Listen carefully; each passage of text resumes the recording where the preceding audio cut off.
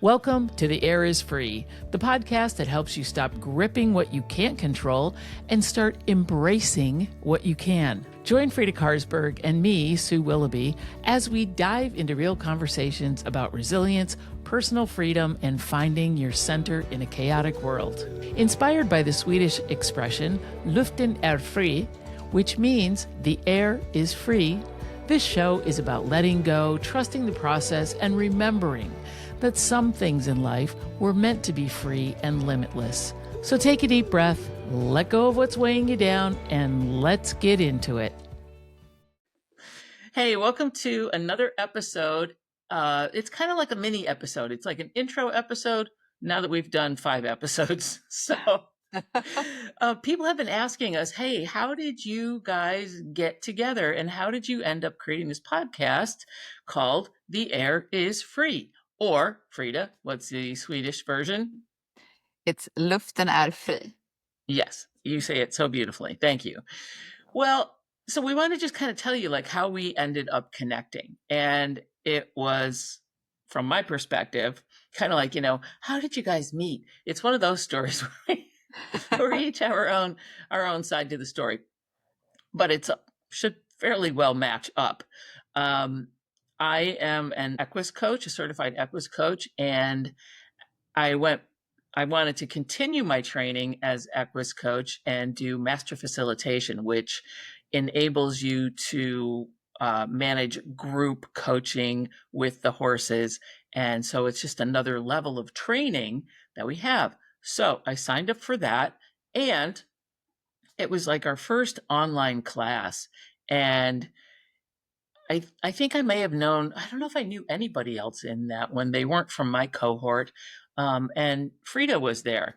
And do you ever have that moment where you kind of connect with somebody without even connecting with them, where you're like, that is somebody that I think I want to be friends with, or I know I'm going to be friends with, or whatever. And that was kind of my first inclination after our first class that we had. And it was an online class, so I hadn't even met Frida in person. And I think it was like after that, I like, following her on Instagram and texting her. And I'm like, hey, let's get together. Let's talk about things, because I think I'd really like to work with you in the future. And that was kind of how it all started for me anyway. Frida, what about you? Totally different story. No, I'm just kidding.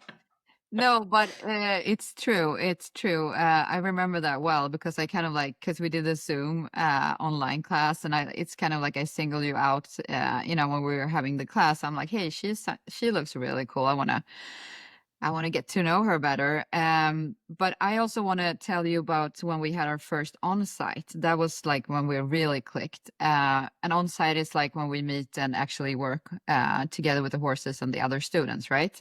And it's kind of hard to find your place in a group when you don't know people, in my opinion. But then I just saw you and I knew that we were going to hit it off, remembering we were the one who wanted to work with the horses extra after class. And, we didn't have to talk. We could just be, which I think is really cool. And I think that's when it really this is someone who I want to work with in the future. Cemented our friendship. Yeah, I totally agree about that. We were very much of the same mind. We're like, we'll volunteer to go walk up the street and bring the extra horses down, and we'll take them back to the paddocks, and we'll do all this stuff, because because everybody else was just sitting around rehashing, and I'm like, oh my God, I'm exhausted. Let's just be with the horses. And it was fun that you're like, yeah, me too. Let's go. I know. And I remember we went out and we did was it at the ranch in outside of San Diego? Isn't that where it was? It was. Okay. I think it was December, raining. It was cold. Yeah, we had that weird day of weather. But I remember we all kind of went out for a group dinner, which, it's never my thing. Whenever I go to these things, I always kind of end up being by myself. But I remember we went up and you and I sat at the end of the table, and we were just yakking, bah, bah, bah, bah, bah, bah, the whole time, kind of ignoring everybody else. That was awesome. Not that we don't like our other, the other. We love our fellow coaches. But it felt we had stuff to talk about. I think that. Yeah. Yeah. It was a good I start. love when we make those connections with people because they feel so real. I feel like, God, I feel like I've known Frida, for a long time. But then at the same time, it's like, I really want to get to know you better because you're really interesting. We had a lot of the same interests. And so we had we decided, like, how are we going to figure out ways to work together? And we came up with a few ideas, Frida. Yes, we did. So we've been doing workshops together, retreats together with the horses, weekend retreats. That's a really cool way to work together. This podcast is another example. We've done some workshops online too. And also, what did we do? Masterclass. Did a masterclass online. Hmm. Hmm. We did a little book together. I think we're very creative and trying to, stay together. Even though we live far away, we can still work together, which is pretty cool. Yeah, far away, but yet not that far away. I mean, we're both on the West Coast, so at least we're in the same time zone. And I love the fact that you are a very creative person. I mean, you come from a background of creativity as a television producer and writer and all that kind of good stuff. And I love that. And you also have a lot of energy, which I really love the energy that you bring to things because I've kind of been studying human design, and there are 4 different types of human Oh in yeah. the human design world. If anybody I did a podcast on it, so check that out later. Um, but some people are generators, which means that they generate a lot of their own energy. They have their own engine. And I am not a generator, even though I've been living a good portion of my life thinking that I was, and kind of like wearing myself out because of it. And I found out that I'm actually a projector. And I need generators I'm like here. Frida to and so in that regard our energies match, and I think that we're pretty, correct me if I'm wrong, but I think we kind of mesh that way. We really I have a lot of respect for you and everything that you bring to the table, and I always really appreciate the point of view that you bring. So that's my 2 cents on that. That is so kind. Thank you so much, Sue. I love to hear you talk talk to me in that way. No, but I just want to chime in and say I think like why we work well together and why I love working with you is also because just like you said, I have well, you also have like so many good ideas, but I feel like sometimes I just like call you and like we have to do this and then that and blah, blah, blah, but I can't really figure out how to do it. And then you're like, okay, wait a minute. And then you take a step back and you kind of like put the dots together and then you help me form so we can form it together into like reality. So I guess I'm like dreaming a lot, which you do too, but then you're Hmm. really good at like, okay, now this is how we should do it. And also when I can't explain things, you're really good at making me understand what I'm thinking too. So that's like it's perfect. Thank you for that. Yeah, I love that. I love that collaboration, and I think when you find somebody that you can work really well with on that, and not feel like they're stepping on your toes or they're taking anything away from you, and I think also that requires on both sides a certain level of emotional maturity and a certain level of confidence that, hey, there's no jealousy, there's no, I don't feel like, you're taking something from me or I'm giving too much, or and I think that striking that balance in any kind of working relationship or any kind of relationship is paramount, and I think that that's really important, and I feel that balance with you, so thank you for bringing that to the table. Thank you, Sue, for bringing that to the table. So I'd like to just take a minute because this is a perfect lead in to some stuff that we have coming up. And I really want to make people aware of, if you're enjoying this podcast and you're enjoying what we have to say and the way that we talk about things and the way that we present things, we would love to help you dig a little bit deeper. And the way that we do coaching online, and we also do coaching in person in both of our locations, but we have a workshop coming up. We actually have 2. One is coming up at the end of May, the last weekend in May, first part of June, and it is in Paso Robles, California. It is a 3-day event. it's totally immersive in the most beautiful way possible. It's at a private ranch, and the horses are horses that we have been working with for years in our training, and it is such an amazing experience.